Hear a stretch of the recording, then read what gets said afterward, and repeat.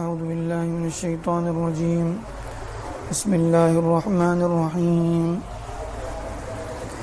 وإذ استسقى موسى لقومه فقلنا اضرب بعصاك الحجر فانفجرت منه 12 عينا قد علم كل أناس مشربهم كلوا واشربوا من رزق الله ولا تعثوا في الأرض مفسدين.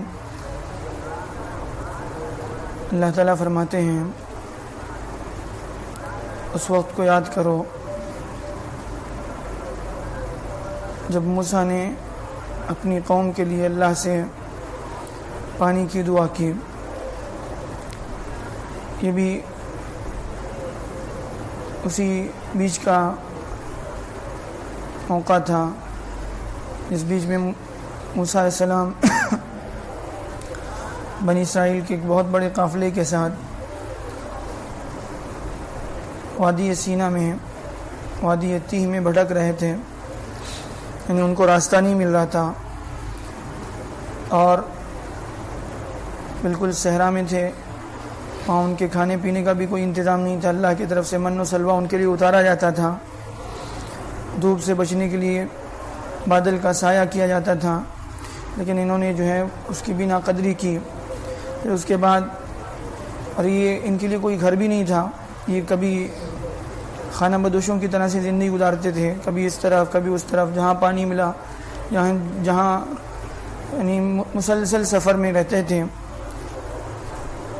تو اسی موقع پر ایک موقع پر جو ہے وہاں پر ان کے ساتھ ایسا ہوا کہ ان کا پانی بھی ختم ہو گیا. ان کے ساتھ جو توشہ تھا وہ بھی ختم ہو گیا. اب جو ہے دور دور تک پانی نہیں ہے. پیاس سے ان کی حالت خراب ہو رہی تھی بنی اسرائیل کی. تو اس وقت انہوں نے موسیٰ علیہ السلام سے آ کر کہا, یعنی کوئی بھی مسئلہ آتا ان سے کوئی جو ہے بات نہیں بنتی تو آخر میں موسیٰ علیہ السلام کے بعد آتے تھے کہ آپ اپنے رب سے دعا کریں, ہمارا مسئلہ حل کریں, ہم آپ کے ساتھ آئے تھے, آپ کے بھروسے پر آئے تھے. اصل میں یہ لوگ جو ہے بنی اسرائیل موسیٰ علیہ السلام کے ساتھ مصر سے نکلے تھے. اب مصر سے نکلنے کے بعد جو ہے اللہ نے ان کو فرعون سے نجات دی اور پھر ان کو جو حکم تھا انہوں نے اس کو پورا نہیں کیا. اس کے نتیجے میں جو ہے ان کو اس صحرا میں بھٹکنا پڑا. اب بہرحال ان کو پیاس لگی اور دور دور تک پانی نہیں مل رہا تھا. تو موسیٰ علیہ السلام نے اللہ سے دعا کی کہ اللہ جو ہے پانی کا انتظام فرما دے, مسئلہ یہ ہے. تو پھر اللہ نے جو ہے موسیٰ علیہ السلام کو حکم دیا فَقُلْنَا اضْرِب بِعَصَاكَ الْحَجَرَ. اللہ تعالیٰ فرماتے ہیں کہ ہم نے موسیٰ کو حکم دیا کہ اپنا عصا فلاں پتھر پر فلاں چٹان پر مارو. موسیٰ علیہ السلام کے ساتھ ایک عصا رہتا تھا جس سے وہ جو ہے بکریاں چراتے تھے.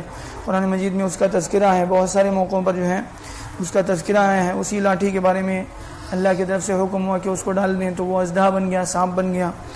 تو وہی لاٹھی ان کے پاس تھی, رہتی تھی اکثر.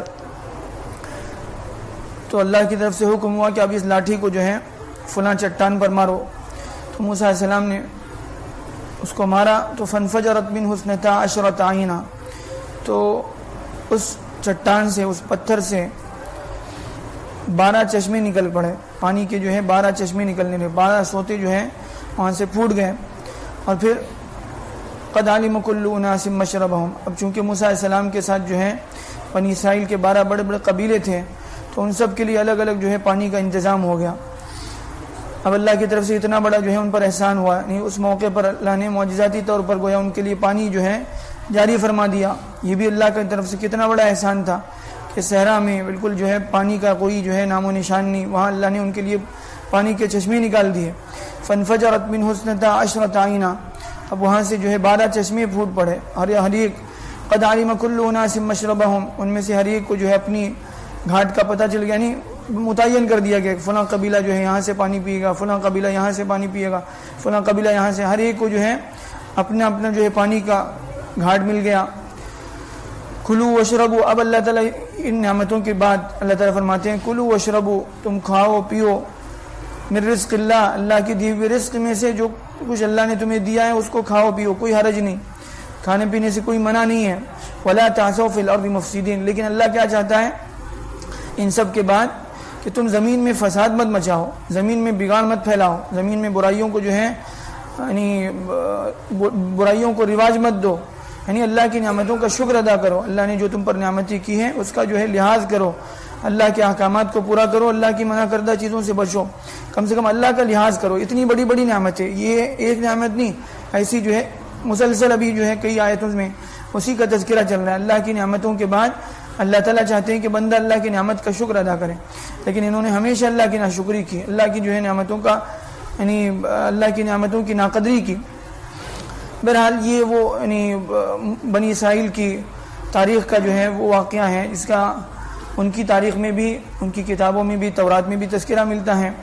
باقاعدہ جو ہے بعض یعنی قرآن مجید کا جن لوگوں نے انگریزی میں ترجمہ کیا ہے انہوں نے اس کا جو ہے حالانکہ وہ غیر مسلم ہیں، انہوں نے بھی جو ہے اس کا تذکرہ کیا ہے کہ بعض یعنی یورپین سیاح جو اس علاقے کا جائزہ لینے کے لیے گئے تھے باقاعدہ طور پر، انہوں نے جو ہے بتایا کہ باقاعدہ وہ یعنی 12 چشمے والا جو ہے جو تذکرہ قرآن مجید میں موجود ہے، وہ ان لوگوں نے باقاعدہ اس کو اپنی آنکھوں سے دیکھا ہے کہ 12 جو ہے چشمے آج بھی اس زمانے میں بھی نکل رہے تھے۔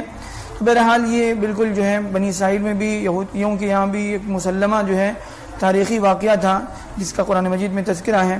ایسے 10 واقعات قرآن مجید میں موجود ہیں جو ہے یعنی جس کو لوگوں نے جو ہے اپنی آنکھوں سے اس کا مشاہدہ کیا۔ تو بہرحال یہ قرآن مجید اللہ کی طرف سے اتارا ہوا کلام ہے، یہ کسی انسان کی لکھی ہوئی کتاب نہیں ہے، اس کی ہر بات جو ہے وہ یعنی پکی اور ٹکی ہے، اس میں ذرا برابر جو ہے شک کی گنجائش نہیں۔ بہرحال اللہ تعالیٰ جو ہے ہمیں آیتوں سے صحیح سبق لینے والا بنائے۔ آمین۔ الحمدللہ رب العالمین۔ اللہم صلی علی محمد وعلی آل محمد مبارک وسلم۔